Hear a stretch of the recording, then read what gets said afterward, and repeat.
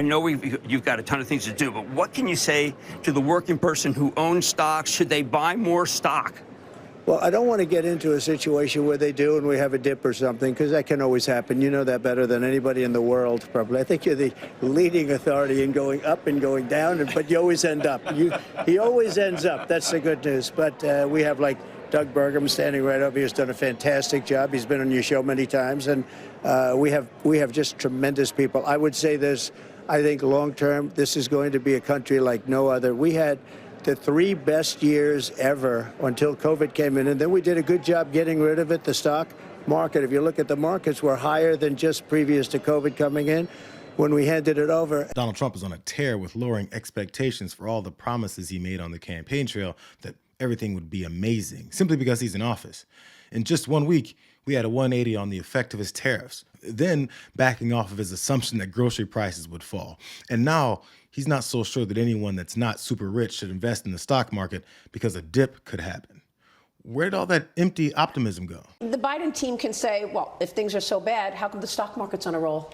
Because they think I'm going to be elected.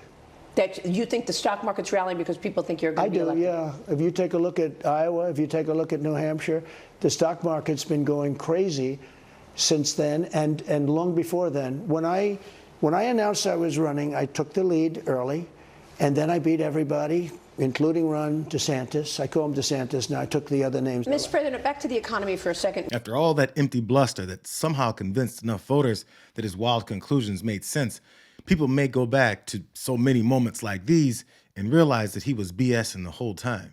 She would do things that would drive investment away from this country, destroy businesses, damage households. Some people say it would even lead to a depression. I mean, there's a difference. You're the tax cutter. You're trying for a new golden age in this country. She's a tax hiker in order to pay. She wants another $2 trillion in entitlements and spending. She said that in one of her economic speeches when she declared her candidacy. There's a big difference between the two of you.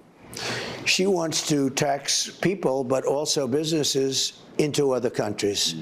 You know better than anybody, probably better than anybody on the planet, because you know every head of every company. You have interviews with them every once in a while, right? What these two didn't mention was that Larry Kudlow wasn't having any interviews with heads of companies for a few years while he worked for Donald Trump as the head of the National Economic Council, before then becoming the vice chair of the board of the America First Policy Institute, which focused on developing policies for the second Trump presidency. So this was nothing more than a lackey posing as an interviewer to make Trump's nonsensical declarations seem legit. These are people that are probably more loyal to their company and their shareholders than they are to a country. Mm-hmm. And what happens is when you charge too much, what's going to happen, they're going to leave other countries. They're coming back to us at the 15%. They're going to make the product here. But what happens is they're loyal to the company and the stock price. And if you follow Kamala, if you follow her, she doesn't know anything about it. Look, this woman destroyed maybe the best city in the country, San Francisco. If you followed her policy, you will end up in a 1929-style depression. 100% certain. And companies will flee, and jobs will flee, and everything's going to flee. We're going to have you won't have a country left. That was nothing more than a fictional narrative and prediction of gloom that was disconnected from the policies of the Biden administration and reality, considering the market hit one of its record highs on that same day. His campaign was a drumbeat of alternative facts that now have to produce some results, but it was pretty easy to see it then, too. And the stock market is, in a sense, crashing. The numbers are very bad. He would just say whatever came to his mind, with absolutely no one there to ask him for details or evidence.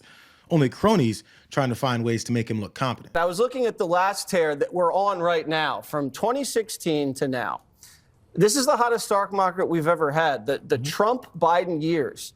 If you invested in 2016, it is a 235% return. The Trump-Biden years. As if Joe Biden was Donald Trump's vice president while they presided over some of the best years that rich people made money in that system. It left Neil Cavuto as the lone Fox News voice that couldn't ignore the reality. I know, and you do not politicize these things, but the Donald Trump thing in the market amazes me. When they're up, it's all because of him and looking forward to him. When they're down, it's all because the Democrats and how horrific they are. Yet some of our biggest point fall-offs, 3 of the biggest of the top 10, occurred during his administration. Now, a lot of those were in the COVID years. I get that. But, you either own the markets or you don't. It does confuse me. But thank you for giving an overview there. We're going to be pursuing that and who's to blame, who's to take credit. And we will be following up on that. But I keep a very, very close look at all the records here, Sellos and otherwise.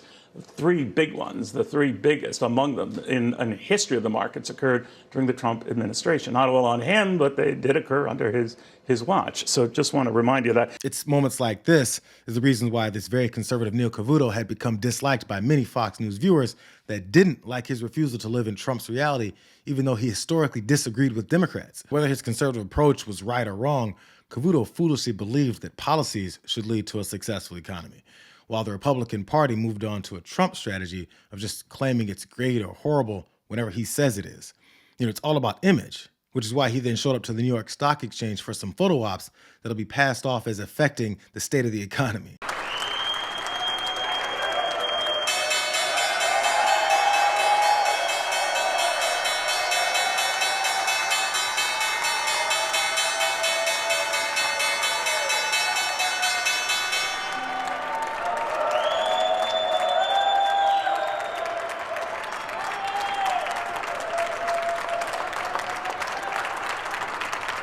Yeah, he's up there living his dream of getting recognition by having his image on the cover of Time magazine and ringing the bell at the stock exchange that he hopes will translate to people thinking that he's responsible for successes there. But when talking about his policies to put money in people's bank accounts, he oddly doesn't have a thought about the wallets of his voters that are convinced his commitment to cater to the uber wealthy somehow makes them rich. We're going to do a fantastic job. We're going to create the incentive theory again. In fact, I just announced yesterday, I didn't announce it for this reason, but anybody investing $1 billion or more gets a very expedited approval process because, the approvals, when people come into the country, it takes them, in many cases, 14, 15, 16 years to get the approval. We'll try and push them as much as possible to get those permits very quickly. Like a nuclear power plant, I would say a week would be enough time. What do you think? Is that okay?